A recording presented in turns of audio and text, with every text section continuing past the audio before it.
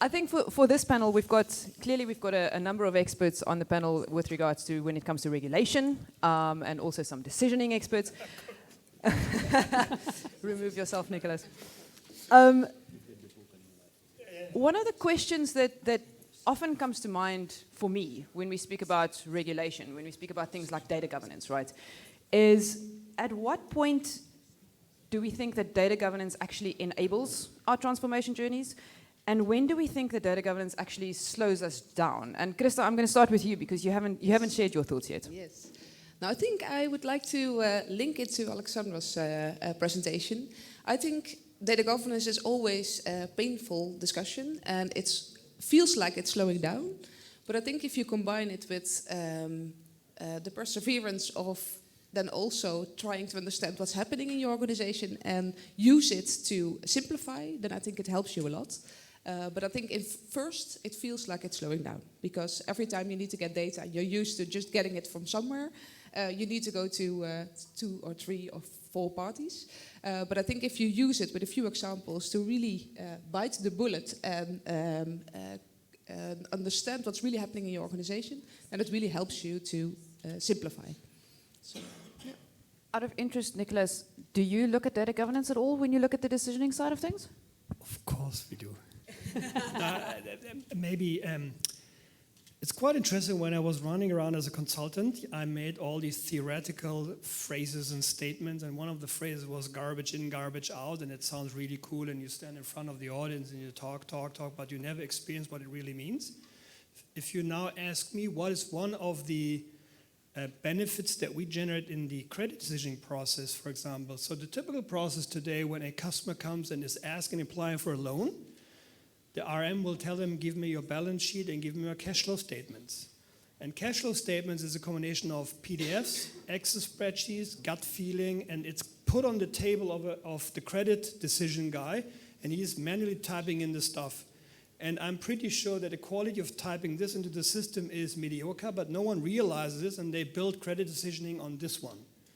Now, what do we deliver in this process? We actually force the client to connect his cash flow system to all his accounts via PSD2. It's the truth. Okay, it's the transaction that happened on his bank account. We categorize them. We push them into the scoring engine. By default, it's the truth, right? And by this, I'm not quite sure if this is data governance, but we actually ensure that's high quality decision making because the data is just the right data. I think that is important, right? Definitely. I think you speak about truth. We spoke about trust. It's another anomaly that I struggle to deal with sometimes, because we speak about data quality a lot and we speak about data management a lot, and sometimes we kind of think that data quality and data management is the same thing. So maybe, Aleksandra, how do you view things like data quality and data management? Are they the same? Should we look at them differently? Is it synonymous? I think data quality is a consequence of good data management, right? So putting it very plainly, data management are rules to be followed, and data quality is what comes out of it. So I would like to just, join my colleagues in saying, absolutely, I fully agree. And one of the things that you asked as your first question is, what are the pains of data management? Does it slow us down? I would say it slows you down at the beginning, but then you get to the machine speed of trust, because otherwise it's every single time reviewing, correcting, doubting. Did he really retype that data correctly? Is there a typo in there? So I would say it is implicit. The data quality is implicit once you have good data governance. Do you want to add something, Krista? Yeah, I think it's also good to refer to your remarks. So I'm in finance and risk, so I think all of you who are at the end of a financial institution know that all the problems with data always come to the end. And I think past 10 years, everyone in finance and risk was trying to solve all the issues with data. But I think data governance will help you a lot to make the people more in the front of the organization aware of how they need to handle data and how important it is to do it correctly. And I think solutions like you have help a lot, but they are only bought when the people know that they need to take that responsibility. And to add on what you said, and maybe for the group, of course, we take data quality governance compliance very seriously, because last year we actually went through an ISO certification process, because when you work with banks, you need to be some kind of, it helps to be ISO certified, you know? And then you realize that we were cleaning up a lot of stuff, right? Because at the first 4 years we just said, yeah, we do it this and come on, yeah, let's be pragmatic. And you realize that there is I think we're still sometimes over-regulated, but I realized in the process that shit, we should have done this better, and now we need to clean it up, and now we have someone being in charge of it. We take it very seriously, because at the end, we also have to acknowledge we are not a sneaker web shop, we are a tool for financial management, okay? And there's a high responsibility that we have, so we take it very seriously. I think data quality, data management will always be taken seriously, right? And we have to. And what makes it even more so is the fact that the regulator keeps breathing down our necks. They keep saying you have to do this. They create things like BCBS239. They create things like DORA, your friend, Aleksandra. At which point, so sometimes I find in organizations the regulators can actually help us, right? They can actually help us with a bit of priority, because maybe not everybody in the organization views these things to be as important as we do. But sometimes they tend to make it a little bit harder, and we tend to spend a lot of time, you know, answering queries, responding to letters, doing deep dives. How do you find that balance, Jérôme? Maybe in light of your sort of hot sauce, how do you figure out where the perfect balance is to make it worth your while? I think it's part of the game. If you're not training, if you're not sparring partners, you won't be good in the real-time game. When the question are the right question, how do you govern data? Who is responsible for what? We are talking about data quality, about data management. It's not data governance. Data governance, it's about accountability. And that's what about BCBS 239 is about. Who is responsible for what? The lineage, etc., etc. That's something. But the framework, the architecture of your data governance is so important. If you have your ideas are clear, you won't spend so much time explaining. We spend time explaining because our ideas about our architecture, business, data, infrastructure are not so crystal clear. So we as you said, oh, what a question. No, it was written. It's not a surprise. But we lack preparation in the holistic view of architecture and of how we will cope with data governance, which will lead to data quality through data management. So it's a balance, it's part of the game, and it's the annoying part of the game, to be true. But just be prepared, just ask ourselves the right questions, and be consistent and determined to respond to them. Maybe we are running half of the race, and when there's difficulty, we say, "Wow, maybe the question won't happen," and we stay there. Yes. I'd like to also get, Krista, your opinion. Do you have any tips for us, any tricks on how we can turn a regulatory conversation into something beneficial? Yes, a good question. I indeed wanted to respond to this. So I think it's something you need to learn to balance it, because in the beginning, I'm responsible for BCBS 239 in ABN AMRO. So you get a lot of questions and you feel, I need to solve something. So a lot is coming your way and you think, oh, how the hell I'm going to solve this? But I think what I've learned is how to use it also to get the attention in the organization. Because as we just discussed, not everyone is seeing the value of working with data, of doing data management, of making sure there is a data governance. Because if you only are interested in the content, you need to learn that data is helping you and data can become your friend. So I think it's a lesson learned that I have for myself, that instead of feeling it as a burden from the regulator, using it to explain it to the organization and use it to get the priority in the organization. And also, I saw that ECB is also learning from that. So we had a lot of conversations with the horizontal team of the ECB. And they are also learning how to communicate this better and to communicate for them the why on spending more time on data. So I think, it's the balancing act is changing every day. And yes, there is a lot of feedback that we need to give, but let's use it. I think if you get that balancing act right, and if you make it work for you as an organization, then it becomes a lot easier. But often we end up jumping into a lot of details, writing a lot of documents, which is not really ideal. Aleksandra, do you have the same challenges with DORA and the regulatory pressure? Is there a way for you to use this pressure in a positive way? No. So yes, we do have a lot of pressure. It is very hard to actually explain it internally in the organization, much more than it is to show the regulator what you've done, how you structured it, what you're doing. I think that's the real challenge with DORA. Because you've had a relationship with a partner for 15 years, and suddenly you need to put all of these checks and controls on top, and ask them these questions every quarter. But we've been working really well. There's been no incident. So why are you bothering him with this? Business doesn't understand, yeah, until something breaks, and then when it breaks, it's like, not mine, and the accountability comes into play again. We've had some experience with regulators, not specifically on DORA, but any type of regulation where you go, I'm not really sure what you want me to do. And these guys go, we're not really sure what you are supposed to do. And then that's where the conversation usually stops. In my experience, what we've done well a couple of times was we said, we have an idea, we'd like to validate it with you. Yeah, so you don't go and do things on your own and then wait for the inspection to come in and say, well, no, done it wrong, go and do it again. You actually go and you validate it. They're quite open to this type of conversation. And this is one of the ways where you can get your regulator to discuss it with you and kind of help you to think about options.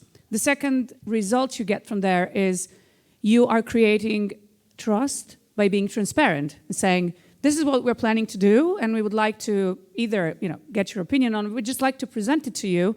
And of course, if you have some feedback or if you have some concerns, we can address them. And sometimes those concerns are just, we need to explain it better, but sometimes it's, ooh, that's right, we missed a spot there. Let me clean it up and we're good to go. So that would be my advice. Talk to your regulators before you do stuff, or whenever you're unsure, just do an informal consultation. We find that they're quite open to do that. And I think that also makes me think a little bit, Jérôme, about what you said earlier in your hot sauce. You don't ask why or how. You basically explain to them, this is how I am going to do it, and get their views and get their sort of opinions about it. Yeah, and it's an illustration of the extended team sport. You have to team with them as much as you can, but they are part of the game, they're part of the ecosystem. It's always interesting to speak to them. I have so many examples. It started with PSD2, so many discussion. What do you want about PSD2? Why are you doing this? Or just going back again with FIDA and yes, PSD3, and was the same with GDPR, the same with EDAS, with DORA. Each time there is a regulation which is leading to a transformation on how we see IT and the relation with the customers. There's a lot of discussion, and we have to rethink. I really love the way you present it. Trusted-oriented architecture. I don't know if it's this, but it's so smart. Can I just maybe one comment from my side? I think we have to take the decision in a more balanced way, because if you look at the regulations, at least for me, and it's an easy saying being a fintech company, right? I'm not dealing with this stuff. But if you read through all the different regulations, I would say most of them, well, they make sense, right? The problem, I think, that we are facing is something where we simply, and in all fairness, we should not blame the banks today, because the banks inherited a certain complexity. Just to give you one example, there was a slide where I said, wow, 800 billion lines of COBOL code, right? How can the banks do so? But the responsibility for that infrastructure setup started decades ago, where decision makers in the bank, and maybe fueled by external consultants, said, we're going to merge two banks, and then the management is coming to tech and saying, in 12 months we want to migrate everything and you need to up and running again. That is simply impossible. So what did the tech guys do? They just bridged two existing architectures with two data pools, etc. And when you do this repetitively, because the management team doesn't understand the complexity of migration of architecture, you end up where we are today. So I think we need to be fair that it takes the time to do these regulations because they hit an enormous complexity in the underlying architecture. The culture is a different thing. I think the pendulum has swung too much into the other direction where people hide behind regulations and don't take decisions. Don't get me wrong. So I think, but it's too easy to blame the banks for the architecture, and that's something that they inherited. If I can react to this, so I see that this is something that is created in the past, but I still think that every day banks and the boards in the bank make decisions that are adding up to this complexity. So I think, and I hope, that we can use the regulations of today and also people who learn from bringing the regulations in a smarter way to the organization to push the boards to make other decisions. So if you do a merger, that they think about the architecture and the data, and that we use lineage that we now create for all the regulations to show how complex we make it and how easy we can make it if they also help us to spend some time and listen to the impact on technology and data. So I do agree it's coming from the past, but it's still there. So I would say let's also use it to force them to make other decisions. I think that's an interesting point, right? Because we're talking about fixing the future. I think you also spoke about how do we fix these things for the future. But at some point in time, we also have to recognize that this architecture, this legacy that we have, the 8 billion lines of COBOL code, it's there, right? At which point do we focus more on the future and stop fixing the past? I mean, the past is what makes a lot of this hard. If we had the luxury of hindsight, we would build with the technology that we have today. So how do you consider the past and balance kind of the past whilst also moving towards a digital transformation journey? Maybe Aleksandra, if you've got any thoughts. It is a balancing act, definitely. You cannot ignore your legacy systems, right? Because you're running on them, you need to be compliant with them, you need to document them, you need to make changes to them. But I would say be smart about the effort. If you're about to move into a modern architecture, then give yourself a limit up to where you're going to go, right? And then, of course, focus on the new. Especially if you're moving clients to distributed architecture, to, edge banking, what we've also talked about today. Focus on that. That needs to be spotless. And that gives you the resources to then fix whatever is the legacy system that's left. You're not probably going to go 100%, but you're always going to have a piece here or there. And if you don't focus on the entirety of it, but you just choose the systems that are going to stay as at the core, probably, the general ledger and stuff like that, those things is where I would focus on. And the rest, you can always argue, again, with the regulator, saying, look, this is not 100% done, but really, we're moving it to XYZ in 2 years, and let me show you how that's going to look. And now you have an overview of how it's going to look in 2 years. Or I can actually use those resources to fix this thing, and that's not going to even happen. And I think the important point there is also make the regulator part of that discussion, right? Set the expectations. Tell them this is where I'm going to focus. I've got enough control over here. I'm not going to put more effort. Exactly. Yeah. It looked like you also wanted to add something, Niclas. Yeah, I would maybe in a more provocative way, right? So when I move back 6 years, and what my conviction is how banks can break this vicious circle, I would always advise banks to do it differently rather than trying to digitize the core, because I think it's simply not possible anymore. You're spending billions and billions and billions, and these billions spent are not spent in functionalities, it's spent into interface management. That's the reality, right? 80% of your tech budget is just interface management. Now, I would actually say you have an existing operating model, you're serving clients, no question, it's very important, but digitize it very carefully, because the client group that you're currently serving, like me, I'm a gray-haired man, I'm okay with good working online banking, but I have 2 small kids, they are 7 and 10. If they grow up, they expect a very different banking experience. So take your existing model, reduce the digitization to please the existing group, and then you build from scratch a completely new architecture and decommission the rest, because you have a dying customer group, and in 10, 20 years, it will go down, and then you can grow a clean architecture. And I'm 100% sure that this is significantly less investments and much more client-focused. But then obviously you bump into cultural issues that it's always nicer to generate big tech programs and you digitize the core, but they end in nowhere. It's maybe a bit provocative, but that's at least how I would do it. Any thoughts from anybody on the panel on that? Big budget.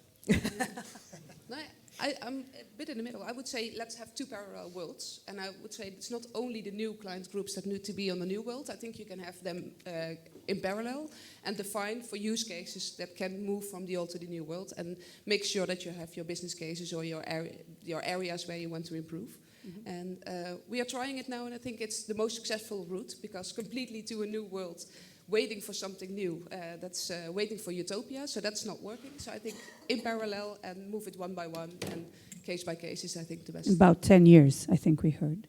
Between There's 6 and been, 10 years. Yeah, there's been a few numbers thrown around earlier during the day. Krista, you spoke about utopia. Now, I think when it comes to regulation, to be compliant by design is kind of that's the dream, right? That's what we all want. I think with your team sport, Jérôme, I think we can't take the regulator off the pitch. So we also know that the regulations will keep changing, right? So I suppose a question from my side is how do we design an architecture that we can continue to keep up with regulation? We have to be able to change. There's a lot of talk about federated models. There's a lot of talk about centralized models. What is the ideal model to follow? Any thoughts about, should we go federated? Should we go integrated? Thoughts? There are many roads that are going to Rome, we say. There's not one size fits all, and we talk about balance. From decentralized to centralized to decentralized, it's always keeping forward and moving. We thought that, for example, for being compliant with GDPR or AI, there are some new framework that are going to live, which are federated data spaces, for example. It's in the title, it's federated. Is it the ultimate paradigm we should implement? Many banks are thinking of it, or industries. It's a little bit too earlier in order to say it will be the ultimate architecture. And it's really linked to the culture of the organization. We are, as Crédit Agricole, very decentralized. Federation, it's our DNA. So we really fear centralization. So by nature, we'll have more appetite with decentralized architecture and paradigm. It's our nature, but there's not one size fits all. In other contexts, it may be a different way, and leading to the same consequences, which is compliance. Yeah. I think it's a balance. That I agree. I think what is really important, you also mentioned it, compliant by design. I think you need to have a very central and strong view on how you would like to show it, would like to create it. So what's the future? And it should be an enterprise view, because otherwise it's so scattered and it's really hard to connect. So I think that should be really centralized. Then in the implementation you can federate it, because you can make sure that you're not dependent on one team. So if you have very clear guidelines, a very clear view on how it should be implemented, then you can have different teams implementing it, also taking into account the knowledge of the different areas of the institution. And then during the implementation, it will always be a balance between going back to centralized to make sure that you stick to your original plan or improve your original plan and continue on the implementation. So I think during the implementation, it will always be a balance of the two. And I think it's important, and I was reading this a couple of times, your responsibility and accountability. I think we need to bring back the responsibility, the feeling to the people again. Because what I really observe is people hide away and they move all decisions to governance bodies, and they should just bring up 10%, the rest can be decided. And I have a quite nice anecdote. I was once working for a French bank, it was not Crédit Agricole, on wholesale credit processing. They had a first-time right ratio of 20%, which is so the process goes through and then only 20% were data clean. So we were discussing with the bank, how can we deal this? And then they came up with a suggestion, we implement another control step. Okay, and then I asked them, how many control steps do you have? They said 6. And then I asked the question, so you believe with 6 control steps and 20% first-time right ratio, you get, and you move additional control step, you get 100%? It's impossible. Take out 4 out of 6, only have 2, because then the people, the 2 in the line, they know they have a big accountability and they start reviewing the credit application correctly. If there are 6, the first one will think, well, the other 5 in the process, I just do it. And the last one thinks, well, there were 5 before me, it should be okay. So it's really bringing back the accountability. And the problem is the regulation has become so strong that people shy away and they push back decision making. We need people being accountable in the process and feel the accountability. At the end, how many control steps did you get? At the end? 6? We went down from 2. 2, moved okay. from 6 down to 2. Yeah? I would love to review the bank again. I've become a small fintech now. I'd also like to see if there's any questions from the audience, anything that anybody has to ask to the panel. Yep. Hello. I have a simple question. Regulations don't happen overnight. Usually we know about them way ahead, and we are being given lots of time to implement them. And yet, most of the times, we start looking about what it means long after it's in place and we are running out of time. How do you tackle that? Because, okay, management is always focused on what do you gain today, not in 10 years. That's way too long nowadays. We used to manage that. Let me take the example of PSD2 once again. We have been part of the discussion. Long before the text was finalized, we have been part of the discussion for the regulatory technical standard, not only the text, but the RTS and the ITS when it happens. And we have been on time. We have been, I say that the first French bank, but other banks have been on time also, being fully compliant with PSD2, avoiding a fallback system to be implemented. With GDPR, we are on time. With many regulations, we are on time. With HIDAS, with the integration of the digital ID wallet, with so many other regulations. Because we are working, as I said, as a team, maybe sometime we will miss something and we'll be in a hurry and it's, oh, we'll forget this, and it is much important that we thought. But many times we are on tracks and on times.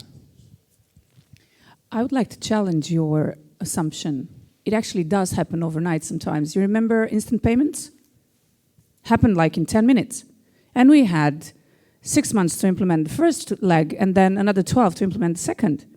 Nobody was given the text way up in front. Nobody had the ability to read it and to really understand it. It's a completely different story with the digital euro. It's been rolling around for a couple of years now and it's still not confirmed. So I would say that whenever you have the option to participate in either discussions, but you always don't get that opportunity, but at least through your banking associations and your, group level efforts, you can get a little bit ahead of the curve, but it's not always possible. And then there are some cases when you just have to scramble and, make the best of it and try not to screw it up. I have an interesting follow-up question, because we spoke about regulation that happens kind of overnight, 6 months from an implementation time. That's very short. Something like BCBS has been with us for 13 years, and we're still not there. Should we change how we implement regulations? Because sometimes when we get a long period of time, we still don't make it. I think it's a question of also external pressure. As you rightfully said, the management board is occupied with different things, and if something is not really burning, it doesn't get the priority that it needs. And sometimes a piece of regulation, we're going to say, oh, we're just good enough, right? And I'm going to share an anecdote, and this is what happens in the boardroom. At some point, somebody's going to ask the lawyer and say, so what's the penalty if we don't do that? Can we take the risk? Well, Well, cost of not doing the cost of not doing it. Yeah? What's the cost of not doing it? And you take an executive decision.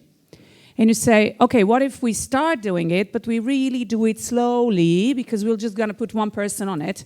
And it's about managing your business portfolio, your business decisions in a way with limited resources that you have. And you go, I'm not putting too much onto that because really it won't cost me a lot of money at some point. If somebody comes and says, this is not fixed, you need to do it, we're going to be fine. What you're saying is it's really not about the regulation and how much time it has, it's about the consequence. Yeah. Yeah, it could be balanced.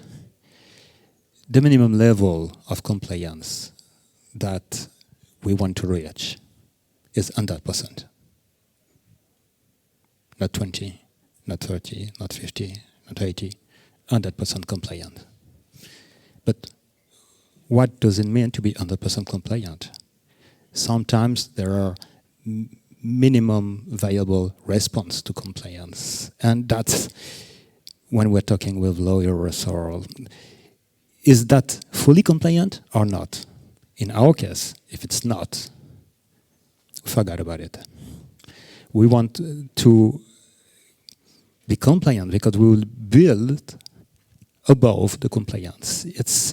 I think it's in your diagram. No, or in your diagram, compliance is at the basis of the triangle.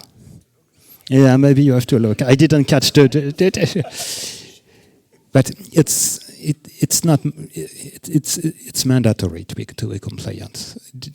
Don't want to let people think that we are trying not to be compliant. We want to reach compliance, and sometimes we have to be very quick. And yes, we prepared, but if it relates to IT knows how to be on time at a matching date, but you have to inform them long times ago of the date and the venue where you should meet. I think it's also about nuances and interpretation, right? So what does it actually mean to be 100% compliant? And you ask your regulator, they're going to go, we don't know. Many times it's about asking two different people from the same JST team and then going to give you a different answer. That's also, And it's also the question to whom it applies. yes, sure. Now I think therefore it's kind of a triangle. So it is the architectural decision, so to be compliant by design. So I think if you directly, when new regulation comes in or it's under discussion, think on your landscape and see if it's compliant with the new regulation. I think it's accountability. So if you have someone in the organization really accountable to deliver the new regulation, that also helps. But sometimes it's, at least in our organization, and I hear it in many other organizations, it's a lot of discussion who is actually responsible to do it. So just put the responsible person there.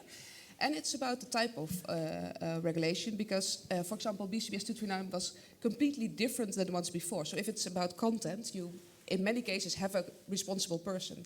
But if it's about something that is new to the board, in this case, thinking about data, but they had no clue, and still if you sometimes tell something about it, they think, okay, that's for people somewhere in the data team, but not for us. So it's also making sure that it's something they understand and where is enough pressure, external pressure on. So it's the triangle of the landscape, the responsibility, and the board knowledge and pressure.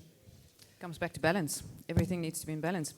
I've heard some ice cubes in the back there, so I want to see if there's one or two more questions from the audience before we go to champagne. Yep.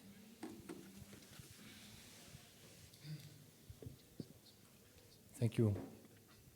So good after. Is it okay? And good afternoon.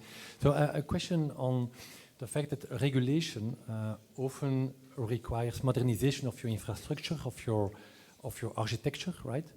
And that in turn also requires often going to solutions which are cloud-based, cloud platform. Think about cloud data platform and so on.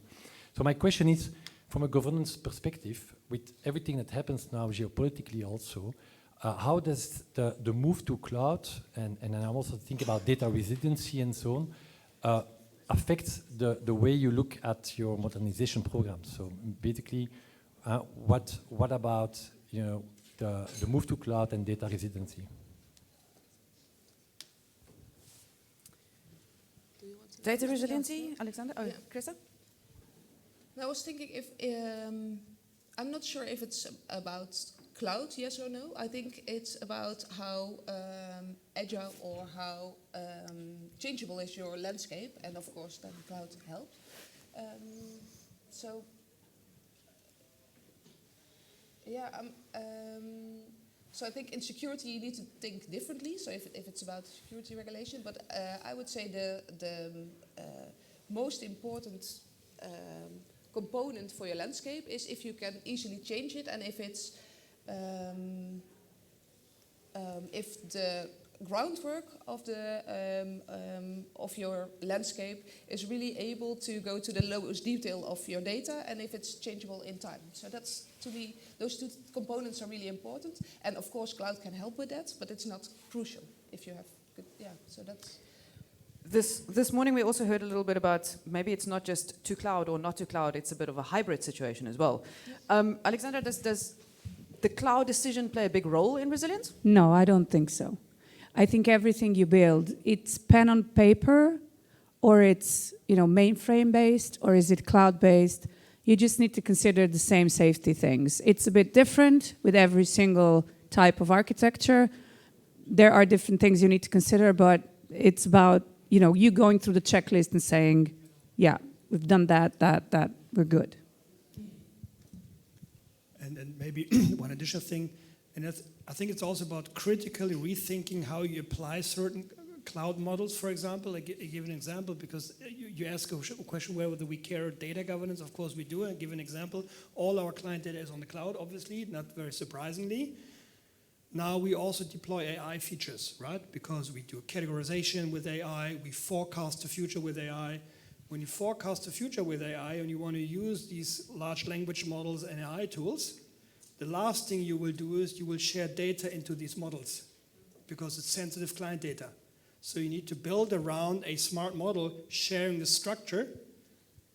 Then you get a response, and then you deploy the response to your own data. Mm-hmm. So this is one example how we also, of course, care of data governance, and the way how you deal with cloud. Actually, then you need to be quite critical and think through what does it really mean? What's my responsibility here in the ecosystem? How much can I really share? Just as a small example, right? Answer question? One final question. There we go.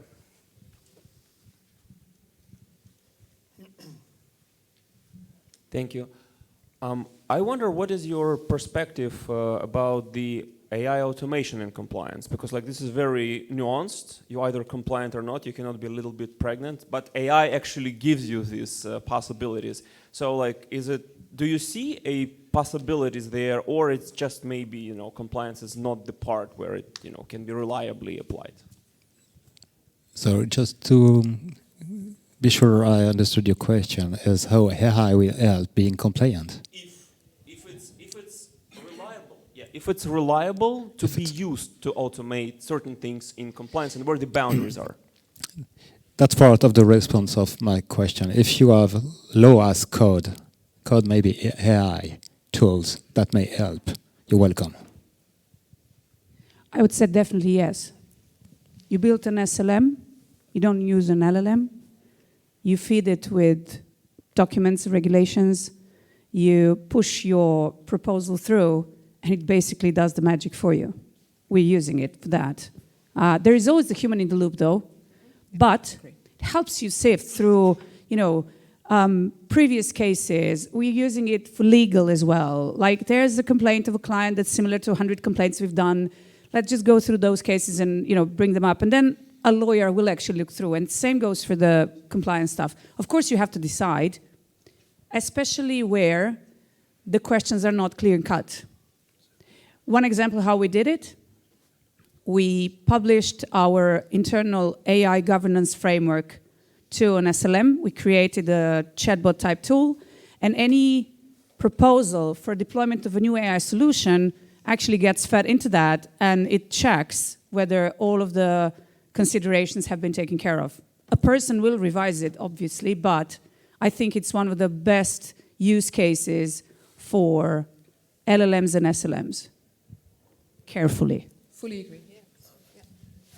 Maybe to be a bit on the critical side, I'm quite scared, I must say, because what I really see is that everyone is so much on steroids now with what AI can do, and the risk obviously is you feed a model because it's tons of documents, you get an outcome in a second, and you feel comfortable with it because it generates so much efficiency gains that you don't critically review the stuff.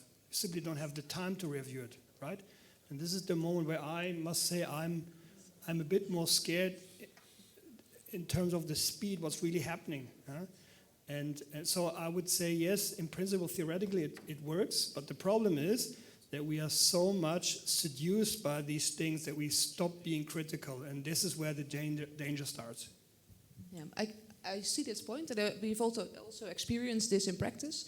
But what we did is we have a solution that helps us a lot to implement a new regulation, so do the change. But the change teams are really helped with this AI solution, so they use it sometimes too fast. So then you need to have a 4R principle from the policy department, making sure that whatever human you in do the in your loop. change, so double human in the loop actually, to make sure that the first human is not too enthusiastic and that you have a second thought. There's something to be compliant, and there's another thing to bring to the table the piece of evidence that you are. And referring to your point, we want to execute this and have feedback on this before we get to the industry point that is applied everywhere. For cloud assessment, for example, for AI assessment, for data lineage, and so on, it's a perspective. Not sure at this time it's fully working, and we can rely on it to prove to the supervisor that we are compliant. It's a very interesting question. Not sure it's the end of the journey for this. I think my fellow panelists and I can probably keep going for a while. I know I am strangely passionate about things like data governance, and now that we've thrown AI into the loop, it gets even more interesting, right? But I also know that Elena is probably not going to be happy with me if I don't let you guys go for champagne sometime soon. I think one of the things that stood out of this afternoon session for me is we tend to think about data architecture, about regulatory compliance, about advanced analytics in silos. We tend to have 3 different conversations historically about these topics. And I think what we're saying more and more, and what becomes more clear, is this has to be one conversation. You have to loop in all of your stakeholders right from the start, right? And have a single conversation to be able to solve this thing for us long term. Because having them as silos is not trustworthy. Absolutely true. Fully agree. Team sport. There we go, team sport. I'd like you all to give a round of applause to our panelists. Thank you very much for your insights.